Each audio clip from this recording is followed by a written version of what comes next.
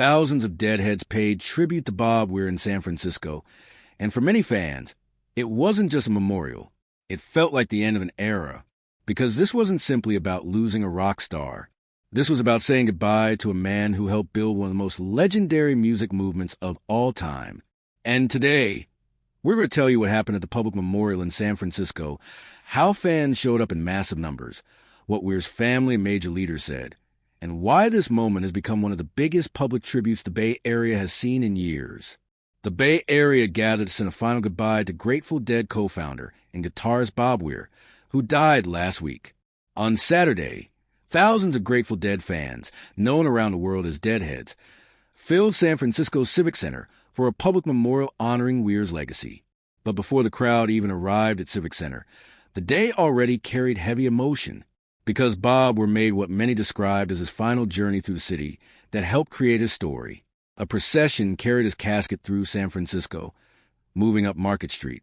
And as that procession made its way through the city, fans stood along the route, many visibly emotional, watching closely as the hearse passed by. For some longtime followers, the moment was difficult to put into words. Grateful Dead fan Michael Burns was one of the people expressing what many felt in that moment. He said, "I just saw an angel. That guy saved our lives." And while that might sound dramatic to outsiders, within the Deadhead community, that kind of statement isn't unusual. Because to many fans, the Grateful Dead was never just a band. It was a lifestyle, a culture, a place where people felt they belonged, especially during times when they didn't feel connected anywhere else. That's why Bob Weir's death has hit harder than a normal celebrity passing. He wasn't just known for fame. He was known for meaning. At the center of this legacy was Bob Weir's role as a founding member of the Grateful Dead, a band that helped craft a sound that became tied to the 1960s counterculture movement. Their music was shaped in San Francisco, and it spread worldwide through decades of devoted listeners, changing how live music, touring communities, and fan culture worked.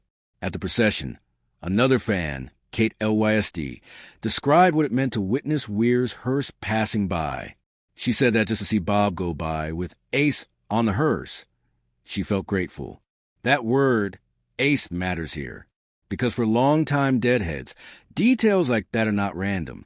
They are personal. They are part of the story. They are part of the history they've lived with for years. As the crowd gathered at Civic Center, the scale of the memorial became clear. Thousands of people showed up. Organizers estimated that around 20,000 people attended the public memorial. And it wasn't just fans in one age group. The turnout included older listeners who followed the band during the peak years, and younger fans who discovered the Dead to the music's ongoing influence. It was a multi-generation crowd gathered for one purpose: to honor Bob Weir's life, and to thank him for what he gave them. At Civic Center, it was not only fans speaking. Major public figures were also part of the program. Bob Weir's family was present, and his wife, Natasha Weir, addressed the crowd with an emotional message of gratitude. She said, "Thank you for coming, my darling." And she added something that stood out and made the moment even heavier. She said, "Maestro, I imagine you feel the same way when Jerry died." That was a direct reference to Jerry Garcia, the Grateful Dead's late frontman, and it hit deeply, because Deadheads have long viewed Garcia's passing as one of the biggest losses in rock history. Now, with Bob Weir gone, fans are feeling that weight all over again. Another major voice at the memorial was San Francisco Mayor Daniel Lurie, who honored Weir not just as a musician, but as someone who created connection through music.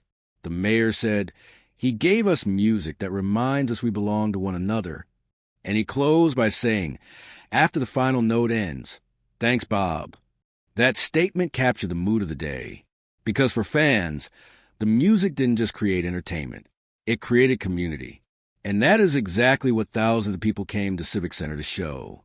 Representative Nancy Pelosi also spoke about Weir's influence.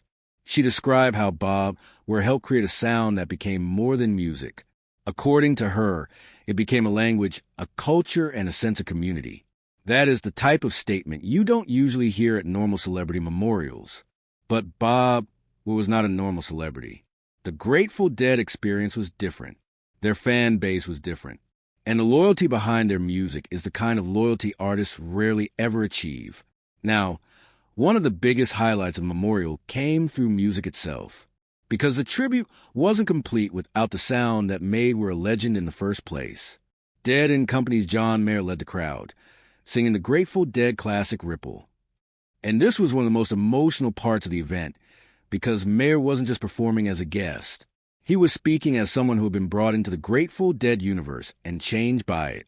Mayer shared a personal message with the crowd. He said Bob Weir took a chance on him.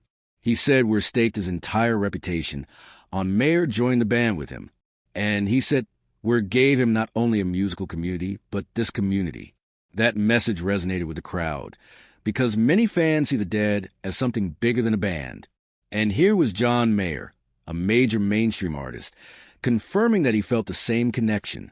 In the crowd, the emotions continued to build.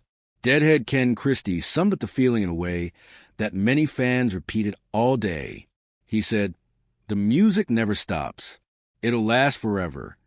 And for Deadheads, that phrase is more than a quote. It's almost a belief that even if the members pass away, the spirit stays alive through the music, the community, the memories, and the way fans continue to celebrate the culture. Now, another key part of this story is the reason behind Bob Weir's death. Reports stated that Bob Weir died on January 10th at age 78 from underlying lung issues after beating cancer. And that detail matters because it shows that his final years were not simple. They were a battle. Fans had watched him continue to perform, continue to lead, and continue to show up as a symbol of endurance in music history. So the public memorial wasn't only grief. It was respect. It was recognition. It was a final thank you. But the tributes didn't stop at Civic Center. Because in San Francisco, the Grateful Dead is not just remembered in one location.